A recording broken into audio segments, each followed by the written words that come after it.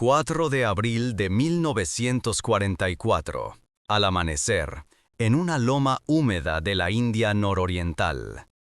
El césped de una humilde pista de tenis detrás del bungalow del comisionado británico en Kohima ya no es verde. Está arado por cráteres, sacos terreros y cuerpos. A apenas unos metros, soldados británicos e indios disparan a través de lo que antes era una línea de cal blanca.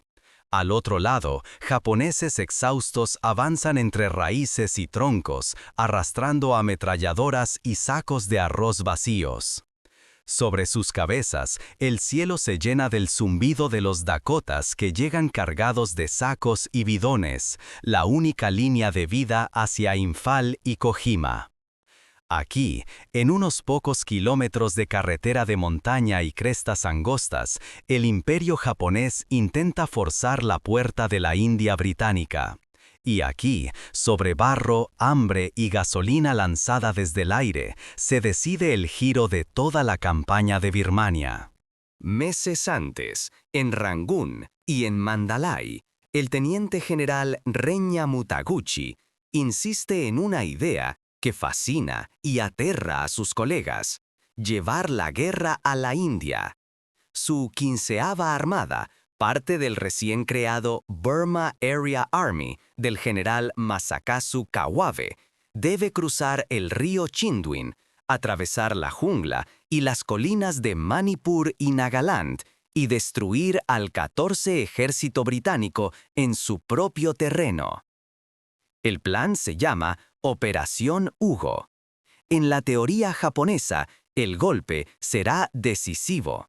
Tomar Imphal, cortar la carretera hacia Dimapur capturando Kohima, aislar al grueso de las fuerzas británicas y provocar un colapso político en la India. En las tablas de planificación, 3 divisiones, la 15ª, la 33ª y la 31ª, avanzan en abanico.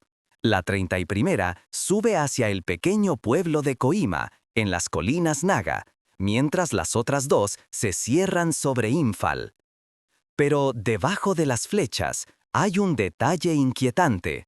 Cada soldado japonés llevará sobre la espalda solo unas 3 semanas de arroz y munición. Se deja atrás parte de la artillería pesada, se sacrifican mulas y carros en nombre de la velocidad. Mutaguchi confía en un viejo reflejo: vivir del terreno y capturar suministros enemigos.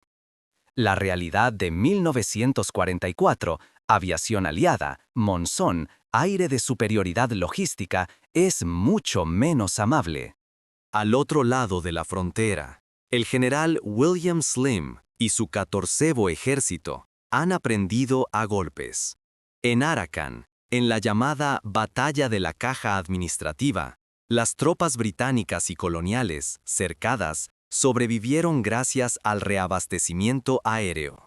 Desde entonces, Slim sabe que la guerra en Birmania se decide en el aire tanto como en la selva. Cuando la inteligencia advierte de un gran ataque japonés, Slim y el comandante del 4º Cuerpo, Geoffrey Scoones, aceptan un sacrificio inicial: retirar sus divisiones avanzadas hacia la llanura de Imphal, acortar sus propias líneas y obligar al enemigo a alargar las suyas hasta el límite. Si los japoneses quieren cercar Imphal, tendrán que hacerlo al final de caminos imposibles, dependiendo de columnas de porteadores y animales de carga que se estirarán durante días de marcha. Los cálculos, sin embargo, no son perfectos. Los británicos subestiman la fecha exacta del ataque y la fuerza que Mutaguchi lanzará sobre algunas rutas. El 8 de marzo de 1944, las vanguardias japonesas empiezan a cruzar el Chindwin. Solo 5 días después, Scoones da la orden formal de retirada hacia Imphal. La 17ª y la 20ª División India se repliegan peleando, perdiendo depósitos como los del Hito 109, para luego recuperarlos a sangre y fuego y vaciarlos antes de volver a caer atrás. La carretera que lleva desde Imphal a Dimapur, un simple hilo serpenteante a través de las colinas, se convierte en la arteria vital de todo el frente. Y en su punto más vulnerable está Kohima. Kohima, en 1944, no es más que un pequeño centro administrativo en la cima de un puerto de montaña. Una sola carretera sube desde Dimapur, la base logística del 14 Ejército, y baja después hacia Imphal. En esa cresta, el Kohima Ridge, se alzan el bungalow del vicecomisionado, su jardín y la pista de tenis que se haría famosa. Desde allí, cualquiera que controle la loma puede dominar el camino y cortar la única ruta terrestre hacia Imphal. El 15 de marzo, la 31ª División japonesa cruza el Chinduin y se lanza hacia esa cresta. Casi sin transporte mecánico, con parte de sus piezas pesadas dejadas atrás, los hombres avanzan por senderos de jungla de hasta 60 kilómetros de frente, cargando en la espalda todo lo que tienen. Llevan raciones para unas pocas semanas. Después, dependerán por completo de lo que consigan arrebatar al enemigo. En Sangshak, una brigada paracaidista india resiste varios días, retrasando el avance japonés a costa de pérdidas terribles. Ese tiempo ganado será oro cuando, a principios de abril, la pequeña guarnición de Kohima se vea rodeada y empujada literalmente contra el borde del talud, defendiendo el club, el cementerio y la pista de tenis línea a línea. Mientras tanto, al sur, en la llanura de Imphal, se cierra la trampa. Entre marzo y abril, columnas japonesas se abalanzan sobre la ciudad desde el sur, 33ª División, el este y el norte, 15ª División, luchando en lugares como Tamu, Bishenpur o las crestas de Nunshigum, que dominan las pistas de aterrizaje. Allí, los defensores indios y británicos contraatacan, incluso con carros M3 Lee, arrastrándose por pendientes que los japoneses creían imposibles para un blindado. A finales de marzo, el cerco se ha cerrado. La carretera hacia India está cortada, los caminos secundarios amenazados, el IV Cuerpo aislado. En cualquier otra guerra, esto sería el preludio de un desastre. Una ciudad cercada, sin vías de suministro abiertas, frente a un enemigo que ha demostrado una y otra vez su habilidad para infiltrarse y cortar la retaguardia. Pero Slim ha apostado todo a otra ecuación: el aire. Imphal cuenta con 6 aeródromos en la llanura, 4 pistas de tierra y 2 de superficie dura. Desde India, la RAF y la USAF convierten estos campos en el corazón de uno de los puentes aéreos más intensos de la guerra. En los peores meses del monzón, entre abril y julio, los transportes volarán unas 24.000 misiones de apoyo, aterrizando o lanzando desde el aire todo lo que el cuarto cuerpo necesita para seguir luchando. A lo largo de la batalla, los aviones aliados llevarán a Imphal y Kohima unas 19.000 toneladas de suministros y 12.000 hombres frescos, y evacuarán 13.000 heridos y 43.000 no combatientes. Entregarán más de 1 millón de galones de combustible, sacos de pienso para miles de mulas que alimentan los puestos adelantados, e incluso sacos de agua potable lanzados por paracaídas cuando las fuentes quedan contaminadas por los cuerpos. En Kohima, donde no hay espacio ni para una pista de aterrizaje, los Dakotas deben soltar las cargas sobre crestas estrechas bajo fuego directo. La zona defendida se encoge día a día. Cuanto más se acercan los japoneses, más difícil es lanzar sin que un paquete caiga en manos del enemigo o ruede ladera abajo. Aún así, desde el 14 de abril, los Dakotas de escuadrones como el 31 de la RAF vuelan casi a diario, depositando entre 10 y 14 aparatos por misión, con unos 500 toneladas al día para todo el teatro. Como en tantos otros rincones de la guerra, las matemáticas del suministro iban a pesar más que el heroísmo individual. Para los hombres en el suelo, esas cifras se traducen en sensaciones concretas. Para los defensores de Kojima, significa que, aunque el enemigo controle casi todo el perímetro, cada noche escuchan el motor de los transportes y ven descender los paracaídas entre los árboles. A veces los sacos caen sobre el tenis court, ahora convertido en tierra de nadie. A veces hay que salir de la trinchera bajo fuego para arrastrar una caja de munición o un bidón de agua. Para los japoneses de la 31 División, la misma escena tiene otro significado. Cada paracaídas que aterriza dentro del perímetro aliado es otro recordatorio de que ellos no tienen nada equivalente. Han cruzado la frontera con raciones limitadas y sin una línea de transporte moderno. Los animales de carga empiezan a morir. Los hombres adelgazan visiblemente. Las enfermedades se expanden. El propio plan asumía que el enemigo sería empujado hacia atrás y que los depósitos británicos pasarían a manos japonesas. Pero los depósitos no caen y el arroz se acaba. En Impal, la situación es diferente, pero igual de tensa. El terreno es una llanura rodeada de colinas. La ciudad vive bajo la amenaza constante de la artillería japonesa y de infiltraciones nocturnas. Los soldados del Cuarto Cuerpo reciben la orden clara: no retrocederán más. Si quedan cortados por tierra, confiarán en el aire. El monzón convierte el campo en barro espeso. Los caminos se disuelven, las latas de raciones se abren a la intemperie bajo lluvia constante. Pero los aviones siguen llegando. En mayo, la ofensiva japonesa se frena. Las divisiones han avanzado demasiado lejos, han perdido miles de hombres y casi todos sus animales de carga. Las líneas de comunicación se han convertido en senderos de enfermos y heridos que retroceden. En la 15ª División, al norte de Impal, la situación es tan grave que la unidad se convierte en el punto débil elegido por Slimmy Scoones para empezar el contraataque.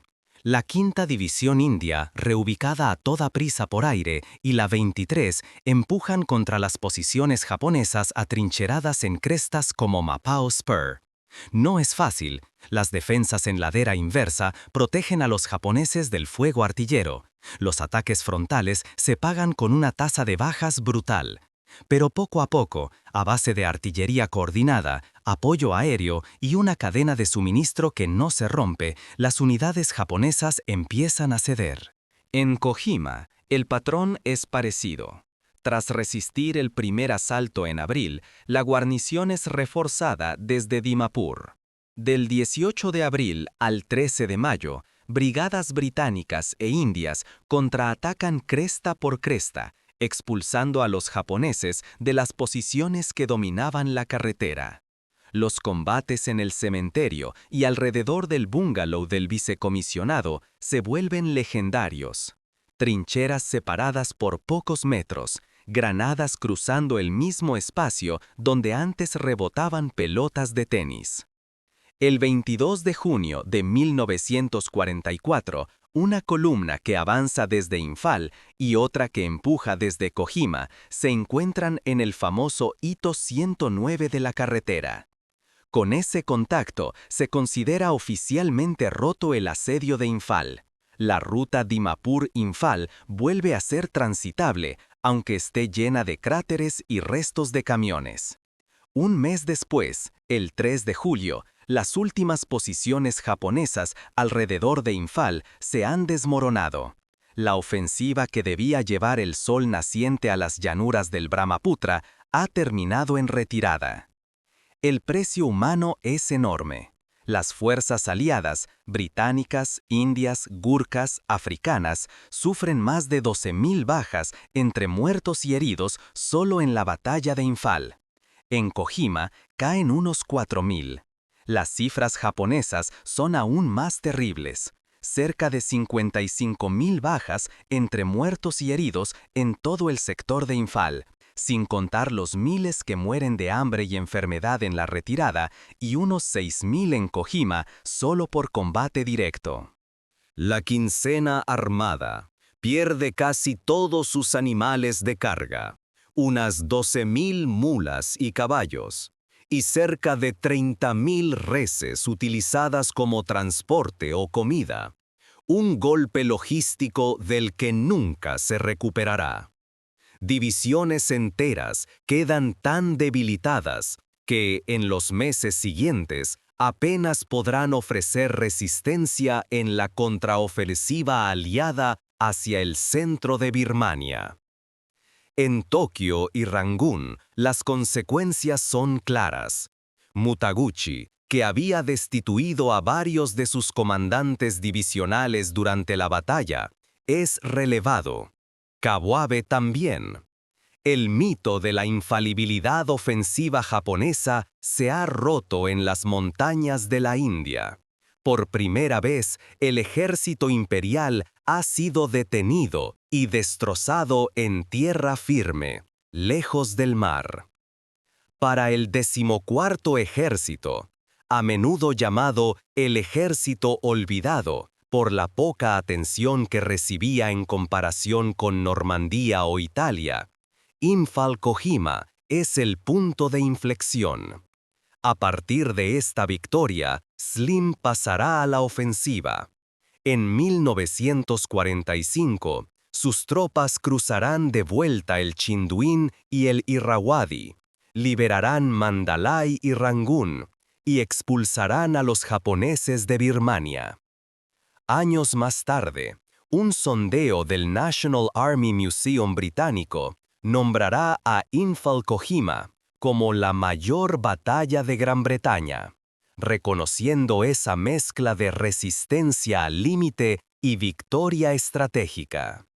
Pero la memoria en estas colinas no se mide solo en mapas. En Kohima y en Imphal, los cementerios de la Commonwealth se alinean con filas de lápidas blancas entre el verde brillante de las colinas Naga.